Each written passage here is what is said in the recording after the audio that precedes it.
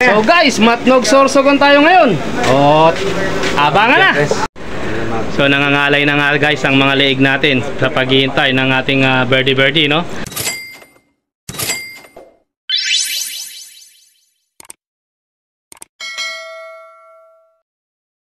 $900 na lang ang hinihintay nating speed sa mga oras na to. Nawa ay pala rin pa ang ating off color OB category. So abang-abang tayo guys. Nawa ay pala rin sa ating mga buwisita na nandito. Hay! So malalaman natin ang kakayahan ng ating off color birds kung ito ba ay makakauwi pa, sapagkat inuwian niya nga ang albay. Yan pa kayang matnog sorsogon na konti lang ang diferensya. Tawid dagat pero walang problema kapag kinatigan ka ng swerte, ika nga. So eto nga po guys ang ating forecast ngayon sa pag-aabang natin sa ating mga birdie. Nawa ay pala rin pa tayo na may cut natin ng matnog sorsogon ang ating off color bird. Kita nyo naman guys at 491 kilometers na ang ating aerial distance. Kaya siguradong mapapalaban ang ating off color birds. Abangan na! One eternity later. Guys, ay makauwi pa at makalusot ang ating off color birds na kapatid nitong brown na ito, no? Nang sa ganon ay masaya naman ang ating mga kaibigan, syempre, at ang mga sumusubaybay sa ating vlog, no? At mukhang hindi na nga umuwi ang ating light brown. Ang ating hinihintay ay kamukhang kamukha ng kapatid niyang ito. Yan, red na red check, ika nga.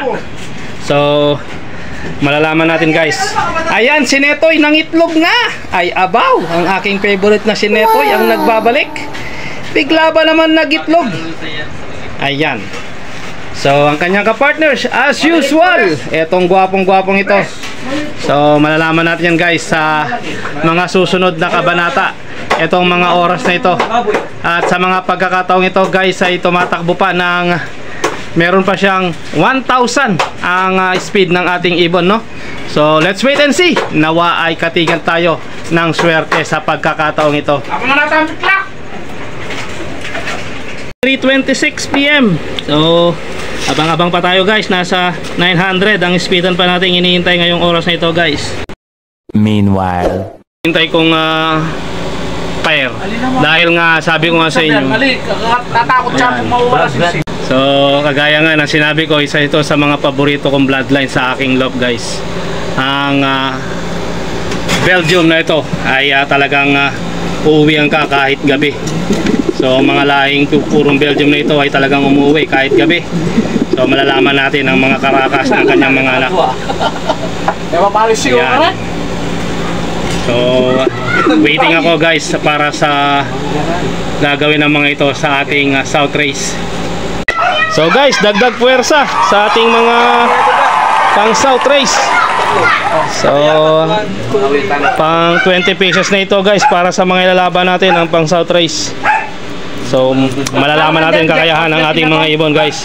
So ayan guys, medyo hindi na naman kagandahan ng panahon, no? Mukhang may nagbabadya na naman na pagdilim ng panahon habang tayo ay naghihintay ng ating matnog sorsogon arrival. So let's wait and see guys. Nawa ay katingan tayo ng swerte itong pagkakataon na to. Dahil nga 2 beses na, no? All gone in Pioduran at wala nga nakapag-clock. So hoping this matnog sorsogon. Samantalang pinagmamanilang ito ng ating mga ibon. So makikita natin guys na talagang medyo may kadiliman ng panahon, no? At ayan, so nawa ay katigan. So hanggang 4 o'clock pa naman ang ating cut off guys. Almost 5:30. Pwede pa tayong mag-clock. So ayan na nga, at nakapag-sing-sing na tayo ng ating CTPR 2025. So nawa ay ito guys ay full siblings ng ating nakalaban of color. Ay ba, manirin! Ayan na. Mukhang nabuntingan na. Nagkakaroon na ng sindakan. Ay, maluto eh! Ay! So back to network tayo guys. Ayan nga. At meron tayong sinisingsingan ngayon, no? At healthy ang ating ibon. Full siblings ito ng ating nakalaban na off color guys. Nawa ay magpunyagi. Ayan. So Ayan, very good ang pagkakalagay. At may sistema guys ang paglalagay ng singsing na ito ha. Ang kanilang inner ring dapat ay nakataob na nauuna ang inner ring. So ipapasok ito guys na dapat nakapasok ang inner ring. Ayan. So dapat ganyan ang position yan guys. Hindi siya pwedeng baliktad at dahil madidikyo tayo. Yan, dapat ganyan ang posisyon niya sa ating ibon. Hindi siya pwedeng ganyan, kundi pa ganyan lang guys. Yan, mauuna yung kanyang inner ring. Nang sa ganon, ang dahilan yan guys ay para hindi madukot ng mga manglolosyang. Ayan, bigyan natin ng sample guys kung paano nilalagay ang ring. Teres, mga taba, maragul na rin. Medyo may kalakihan na ang paa ng ating ibon, no? Kain mo muna kayo yung ano Yan. Ali, labihan tayo pa. Kung may kasya yan. May kasya yan. Yan guys, kaya ang edad dapat ng sisingsingan natin guys ay mag-iedad ng 5 to 7 days lang. Kapag lumampas na kasi ng 10 days guys, medyo malalaki na ang paa ng ating mga ibon. So maaaring mahirapan na tayong magsingsing. Yan, gamitan ng technique nang sa gano'n na hindi mapilayan o mabalian ng buto ang ating mga birdie. Ayan. So, one down. Lalagyan ulit ng isa pa. Ayan. Sanay na sanay ang ating brother. Ayan. Yun ngang madilim na ipapasok, yan pa kayang maliwanag. So, malalaman natin yan. Kung hindi siya makapasok na maliwanag, abay, paano ito nakagawa na napakarami? Joke lang po yan, guys.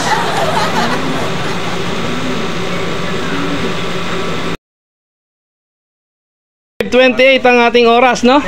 Mukhang bumababa ang tsansa natin na mapauwi ang ating old of color birds, no? Pero ika nga, hanggat may oras, may pag-asa tayo, guys. Positive is the key for all the success. At higit sa lahat, magandang sistema. Hindi ko sinasabi na pangit ang sistema ang ginagawa ko. Dahil alam namin, kapag may tiwala ka sa ibon at sa ginagawa mo, magbubunga ito. So kanya-kanya tayo ng sistema, ika nga guys, walang maling sistema. May konting pag-adjust lang na pwedeng gawin para uwian ka ng tamang oras ng ibon.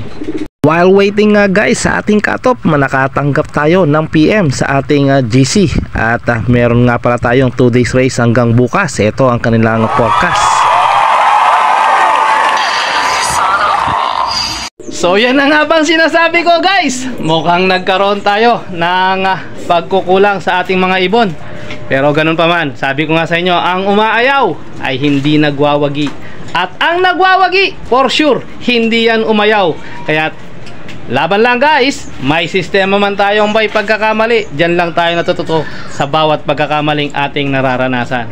Kaya sabi ko nga sa inyo, always choose to be happy and be courteous to others. And let the Lord God Almighty be the center of our lives. Bye for now and God bless.